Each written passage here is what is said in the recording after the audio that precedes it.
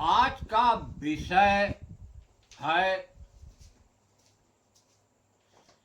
शरीर तल पर क्या साकार है और क्या निराकार है। हम देखें, चर्चा होती है कि हम साकार के पुजारी हैं, हम निराकार के पुजारी हैं। जिससे पूछा जाता है कहता है कि हम साकार के पुजारी हैं। कुछ लोग कहते हैं हम निराकार के पुजारी हैं। तो वास्तविकता में क्या साकार है, क्या निराकार है। साकार निराकार का बोध शरीर तल पर ही होता है, क्योंकि जो पिंड की बाहर स्थिति है वही पिंड के भीतर है।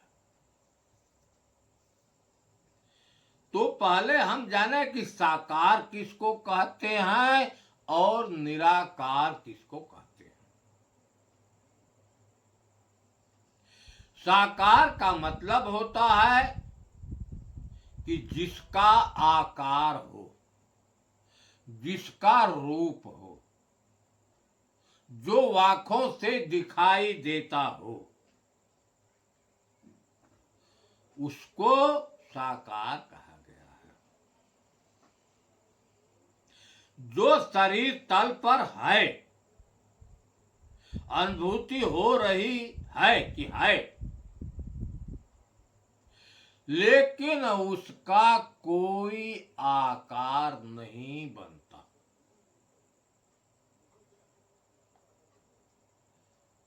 वह आंखों से नहीं दिखाई देता।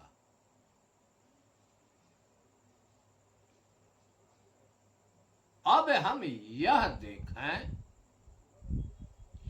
कि साकार और निराकार का निर्णय कहां से होता है। हमारे शरीर में, हमारा शरीर जो है 5 तत्वों से बना है। आकाश, वायु, अग्नि, जल और पृथ्वी। इसमें 5 ज्ञानेंद्रियां हैं और 5 कर्मेंद्रियां हैं। इसमें जो 5 ज्ञानेंद्रियां हैं, प्रकृति के गुणों को बताने वाली है। जैसे देखें, आंख जो है रूप को बताती है। कोई चीज सामने आ गया, आंख देख लेती है। जब आंख देखी तो तुरंत बुद्धि को मालूम हो गया। बुद्धि को बता देती है कि इसका आकार ऐसा है, इसका रूप इस ढंग से है, काला है, गोरा है, लंबा है, छोटा है, नाटा है इत्यादि। जब आंख देखती है तब बुद्धि को बता देती है। यह ज्ञानेंद्रिय। शब्द का बोध कराने वाला कान है। कहीं से शब्द आता है, श्रवण द्वार में प्रवेश करता है। कैसा शब्द है बुद्धि जान जाती है। बुद्धि को मालूम हो जाता है कि शब्द ऐसा है। इसके बाद स्पर्श की इंद्रिय है त्वचा। त्वचा बता देती है कि क्या नरम है, क्या गर्म है, कड़ा है कि कठोर नरम है। नाक की इंद्रिय जो है उसके गंध को बताती है। और जिह्वा जो है उसके रस को बताती है। तो साकार और निराकार कहने वाले यही बुद्धि है।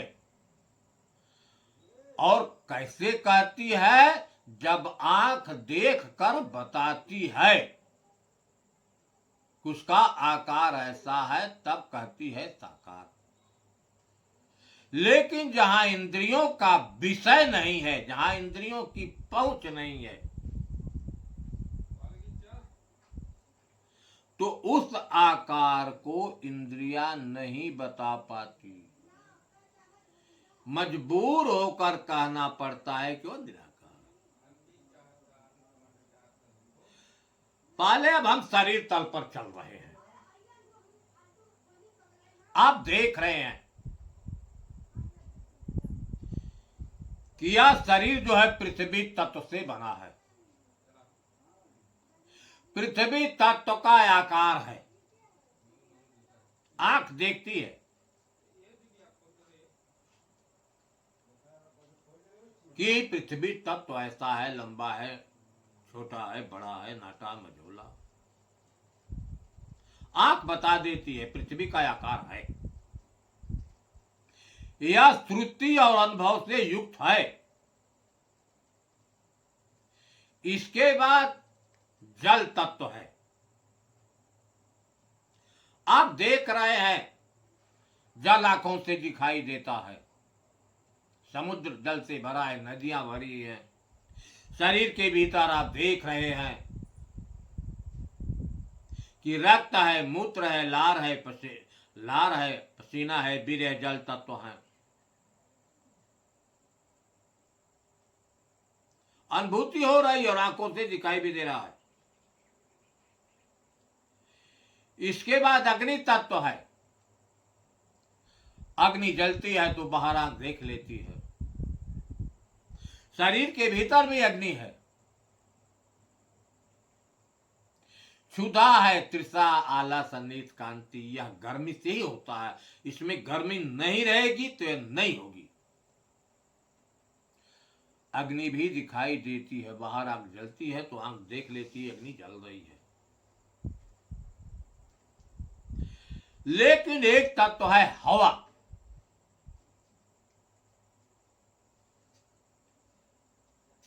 हवा की अनुभूति होती है। हवा चलता है तो पेड़ झूमने लगते हैं, धूल उड़ने लगता है। शरीर में श्वासा चलती है, हवा चलती है तो त्वचा बता देती है कि हवा चल रही है। लेकिन हवा का क्या रूप है, क्या आकार है, यह आंख नहीं बता पाती। न कहीं वर्णन है कि हवा का आकार ऐसा है, छोटा है, बड़ा है।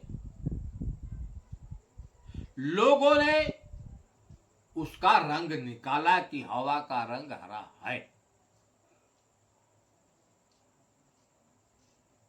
लेकिन किस आधार पर निकाला?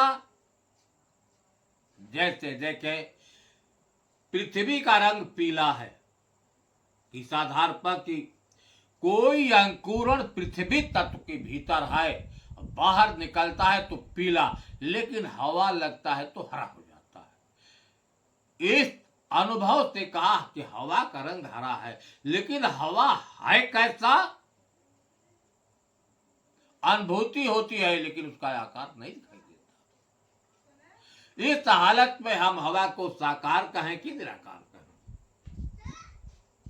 जिन लोगों ने जैसा माना वैसा कहा। लेकिन एक तत्व आकाश है, आकाश तत्व शरीर में भरपूर है। हमारा नस नाड़ी जितनी है सब पोले हैं, सारी शरीर पोला है, भीतर भरा हुआ। आकाश माने पोला, खाली। अब आकाश का कौन सा रंग है? अगर कोई तत्व होता तो रंग होता, कोई तत्व नहीं, केवल पोला है, खाली है। अब आकाश का न कोई रूप बनता है। अंत में आकाश को यही कहना पड़ता है कि आकाश जो है निराकार है, लेकिन है। शरीर में है आकाश, बाहर भी आकाश है, लेकिन निराकार है। आपने देखा कि पृथ्वी तक, जल तक, अग्नि तक तीन तो आंखों से दिखाई देता है। हवा की अनुभूति होती है, कैसा आकार है। अब जिन लोगों ने जैसा मान लिया, साकार भी कहा जा सकता है, निराकार भी कहा जा सकता है, लेकिन आकाश तत्व तो एकदम निराकार है, कोई आकार नहीं है। ऐसा देखने में आता है, श्रुति से भी युक्त है और अनुभूति से युक्त। इसके बाद हम यह देखें कि शरीर में रहने वाले कौन लोग हैं, वे साकार हैं कि निराकार हैं। अब यह देखना है कि शरीर में रहने वाले पहले कौन लोग हैं। एक है आत्मा कहिए, चाहे चेतन कहिए, चाहे राम कहिए, चाहे ब्रह्म कहिए, चाहे हरि कहिए, चाहे सदगुरु कहिए, चाहे क्षेत्रज्ञ, एक ही के अनेक नाम है। वह अनेक नहीं है, एक ही के अनेक नाम है, लक्षणों के मुताबिक लोगों ने रखा। वह है शरीर में, जिसको आत्मा नाम से अभी वर्णन किया जा रहा है। एक है उसकी माया शक्ति, उस चेतन की माया शक्ति, वह भी इसी शरीर में है, उसके साथ है। उसी को चतुष्ट अंतःकरण भी कहा जाता है। अंतःकरण का मतलब होता है अंत माने भीतर, और करण माने क्रिया करने वाले। यह शरीर के भीतर रहकर सारे क्रियाओं को जन्म देते हैं और उन क्रियाओं को करने वाले यही इंद्रियां हैं। इंद्रियों से कार्य होता है, इसलिए उसको चतुष्ट अंतःकरण कहा गया है। लेकिन चतुष्ट अंतःकरण में कौन कौन लोग हैं? मन है, चित्त है, बुद्धि है, अहंकार है। यही चारों हैं इस शरीर के अंदर। अब इसमें हम देखें कि बुद्धि साकार है कि निराकार। इस पर विचार करें। पहले हम यह जान लें कि जो बाह्य जगत है, जो दृश्यमान जगत है, उसको देखने वाला कौन है? आंख, ज्ञानेंद्रिय। आंख देखती है बाह्य जगत को, लेकिन जब इंद्रिय दृश्य हो जाती है तो उसका दृष्टा मन हो जाता है, अर्थात मन इंद्रिय के सारे गति को जानता है। और मन से श्रेष्ठ है बुद्धि, और बुद्धि जो है मन का दृष्टा है, लेकिन बुद्धि से श्रेष्ठ है आत्म। आत्म जो है सारे अंतःकरण का दृष्टा है बुद्धि समेत। आत्म का आज तक कोई दृष्टा नहीं है। अब हम इस पर विचार करें कि इंद्रियां जो हैं बुद्धि को नहीं देख पा रही हैं। बुद्धि शरीर में है, उसके क्रियाकलाप अंतःकरण में प्रदर्शित हो रहे हैं। इस शरीर में रहने वाले जो प्रज्ञा संपन्न बुद्धि है, ज्ञान संपन्न बुद्धि है, उसके पास ज्ञान होता है, विवेक होता है, विचार होता है। अगर मन मतवाला हाथी है, मन मतवाला हाथी है तो बुद्धि उसकी महावत है और विवेक उसके पास अंकुश है। विवेक जो है अंकुश है। हाथी जो कितना हो पागल हो, लेकिन अंकुश से भस्म हो जाती है। अगर ये अंकुश नहीं है, महावत है, तो महावत हाथी को बस में नहीं कर सकता। बुद्धि प्रज्ञा संपन्न है, ज्ञान संपन्न है, लेकिन बुद्धि का क्या आकार है, यह वर्णन इंद्रियां नहीं कर पाती। इस हालत में मजबूर होकर कहना पड़ता है कि बुद्धि जो है निराकार है, कोई आकार नहीं है, लेकिन इस शरीर में है। इसके बाद हम चलते हैं चित्त तल पर। चित्त का गुण है कि हमने जीवन में जो कुछ देखा है, सुना है, सब चित्त रूपी यंत्र में टेप है। हम जो बटन दाबते हैं मानस पटल पर आ जाता है। और चित्त की एक सबसे बड़ी विशेषता है कि जब शरीर पर किसी प्रकार की संवेदना होती है, चाहे संवेदना वह भाड़ी का हो चाहे त्वचा का हो, कोई गाली दे दे, कोई मार दे, तो चित्त के अंदर नाना प्रकार की तरंगे उत्पन्न होगी और विलीन होगी कि क्यों गाली दिया, काय को मारा। यह चित्तल की क्रिया है, ऐसी होती है, ऐसा अनुभूति होता है। तो चित्त है इसमें, लेकिन कोई आकार नहीं बन पा रहा है, केवल है चित्त। चित्त की क्रिया हो रही है, लेकिन क्या आकार चित्त का है, कोई आकार अनुभव में नहीं आ रहा है। इसलिए चित्त को मजबूर होकर निराकार कहना पड़ता है। इसके बाद इस शरीर में रहने वाला अहंकार है। अहंकार जब आता है तो शरीर गर्म हो जाती है। क्रोध अहंकार से ही होता है। मेरा है, हम बहुत बड़ा ज्ञानी है, हमसे बड़ा कौन है। मैं को जन्म देने वाला अगर है तो यही अहंकार है। इसकी अनुभूति हो रही है, लेकिन अहंकार का कोई रूप दिखाई नहीं दे रहा, ना कोई रंग दिखाई दे रहा।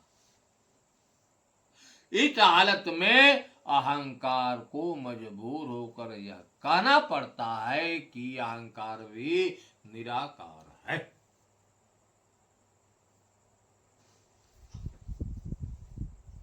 अब आ गया मन। मन इस शरीर में है। सभी लोग कहते हैं मन मन मन, मन कर रहा है, मन दौड़ रहा है, मन माया में फंसा है, लेकिन मन है। सभी लोगों ने स्वीकार किया कि शरीर में मन है। मन के क्रियाकलाप क्या है? मन प्रतिक्षण चलायमान है, स्थिर रहने वाला इस शरीर में मन नहीं है। नाना जगह दौड़ता रहता है, नाना प्रकार के संकल्प विकल्प मन तल पर उत्पन्न होते हैं। ऐसे कार्य तो मन के हैं, ऐसे कार्य हो रहे हैं, इसकी अनुभूति होती है। इनको देखने वाला साक्षी है आत्मा, इनके सारे क्रियाकलापों को देखने वाला है, जानने वाला है कि ऐसे कार्य हो रहे हैं। आपने देखा कि अंतःकरण का कोई आकार नहीं है। क्यों? कि इंद्रियों से परे अंतःकरण है। इंद्रियां नहीं बता रही हैं अंतःकरण के बारे में। इंद्रियां तो केवल प्रकृति का ज्ञान करती हैं, भौतिक जगत का। इसके बाद बचा आत्म। आत्म तो सूक्ष्म नहीं कहा जाया, केवल इसको हम कह सकते हैं जो चैतन्य स्वरूप है, जो ज्ञान स्वरूप है। आत्म जो है चैतन्य स्वरूप है, ज्ञान स्वरूप है। यह मन वाणी बुद्धि भी आत्म तत्व को नहीं जान पाई। अगर बुद्धि जानती आत्म तत्व को तो वर्णन कर देती कि आत्मा का ऐसा रंग है। लेकिन आत्मा का कोई रंग नहीं प्रदर्शित हुआ। इस हालत में हमें यह कहना पड़ता है कि आत्मा भी निराकार है। आपने देखा इस शरीर में अगर आकार बना तो पृथ्वी का, जल का और अग्नि का, वायु का कुछ लोग मान लेते हैं लेकिन संतोषजनक नहीं है।